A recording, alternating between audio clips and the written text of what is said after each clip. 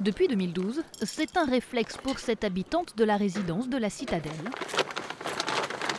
Avant, on mettait tout dans des poubelles au sous-sol, mais depuis 16 ans, c'est fini. C'est ici, dans ces conteneurs enterrés qui appartiennent à la ville de La Rochelle, que les usagers doivent déposer leurs déchets. J'habite ici depuis 20 ans, je n'ai jamais regardé les premières années mes charges. Je ne me suis jamais posé la question. J'ai fait confiance comme tout le monde.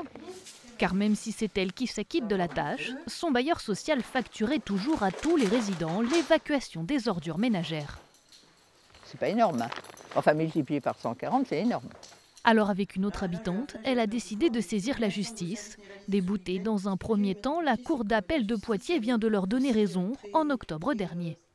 Les conteneurs enterrés ne nécessitaient plus de la part du gardien d'enlever toutes les poubelles. Depuis 2012, c'est facturé, depuis que l'installation de ces conteneurs sur un terrain qui est d'ailleurs à l'université, peu importe, ça appartient à la CDA et à la mairie, et on nous facturait les frais de personnel.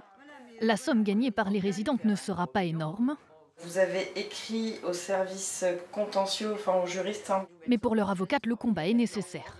Parce qu'il y a peu de locataires en fait qui prennent la peine de se déplacer pour aller vérifier les charges, parce que c'est quelque chose d'extrêmement fastidieux.